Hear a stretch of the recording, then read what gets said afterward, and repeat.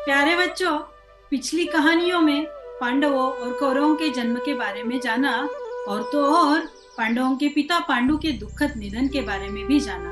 आज की कहानी में हम जानेंगे पिता की मृत्यु के पश्चात पांडव अपनी माता कुंती के साथ हस्तिनापुर आए तो क्या क्या हुआ। महाराज पांडु तथा माद्री के अंतिम संस्कार के पश्चात पूर्ण विधि संपूर्ण करने के बाद वन के सारे ऋषि मुनियों ने यह सोच विचार किया और यह निर्णय लिया कि माता कुंती सहित पांडवों को अब हस्तिनापुर जाना चाहिए। मुख्य मुख्य ऋषिगण इन 6 जनों को साथ लेकर आदर सहित हस्तिनापुर विदुर जी और भीष्म के पास उनकी धरोहर छोड़ दी। हस्तिनापुर की प्रजा, भीष्म पितामह और विदुर चाचा सब लोग पांडवों को देखकर अत्यंत बड़े प्रसन्न हो रहे थे। भीष्म अनायास ही बोल पड़े, मेरे पुत्र के पुत्र लौट आए, हस्तिनापुर की राजगद्दी फिर सुरक्षित हो गई। पांडव तथा माता कुंती ने विनम्रता पूर्वक भीष्म पितामह को प्रणाम किया। पांडवों का तेज, शालीनता और विनम्रता सबका मन मोह रही थी। लेकिन दुर्योधन और शकुनी को यह बिल्कुल भी अच्छा नहीं लगा, क्योंकि प्रजा अब युधिष्ठिर को युवराज मानने लगी थी। अब शुरू हो गई ईर्ष्या और षड्यंत्रों की श्रृंखला। परिवार बड़ा हो गया। पहले कृपाचार्य अकेले वहां सब कुछ संभाल रहे थे, धर्म, नीति, न्याय आदि आदि आदि, किंतु अब एक और आचार्य की आवश्यकता है ऐसा लगने लगा।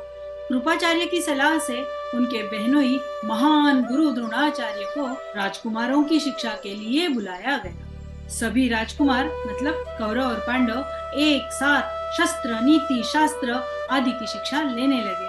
सबकी शिक्षा पूर्ण हो गई। एकेडमिक ईयर पूर्ण होने के बाद जैसे कल्चरल प्रोग्राम होता है ना, वैसे ही एक सुंदर कार्यक्रम आयोजन किया गया। उसमें सभी राजकुमार अपना अपना प्रदर्शन करने वाले थे, अपना अपना युद्ध कौशल बताने वाले थे। अर्जुन ने अद्भुत धनुर्विद्या दिखाई, भीम और दुर्योधन ने बल का प्रदर्शन किया, युधिष्ठिर ने न्याय और नीति की बातें बतलाई। द्रोणाचार्य बोले, सबसे अच्छा प्रदर्शन तो मेरे प्रिय शिष्य अर्जुन ने किया। तभी एक तेज आवाज आई, मैं भी अर्जुन के जैसा ही नहीं नहीं नहीं नहीं नहीं उससे अच्छा प्रदर्शन कर सकता हूँ, मुझे अवसर दीजिए। बात को टालने के हिसाब से कृपाचार्य बीच में ही बोल पड़े, यह प्रदर्शन केवल राजकुमारों के लिए है, अन्य कोई इसमें सहभागी नहीं हो सकता। कर्ण की चुनौती वाली बात से दुर्योधन के कान खड़े हो गए और उसने सोचा, हम में से कोई इतना अच्छा धनुर्धर नहीं है कि वे अर्जुन को हरा सके, किंतु यह व्यक्ति अर्जुन को हरा सकता है। इस बात का मुझे फायदा उठाना चाहिए। और तुरंत उसने अंग देश का राजा उस कर्ण को बना दिया जिसे वो आज तक जानता तक नहीं था, और उसे यह कहा, कर्ण तुम मेरे मित्र बनो और अर्जुन को हरा दो। यहीं से शुरू हुई कर्ण और अर्जुन की प्रतिस्पर्धा और कौरव तथा पांडवों के संघर्ष की नींव। इस कहानी से हमें यह सीख लेनी चाहिए, श्रेष्ठता से ईर्ष्या नहीं, प्रेरणा लेनी चाहिए। सत्य और नीति का मार्ग अंत में विजयी होता है।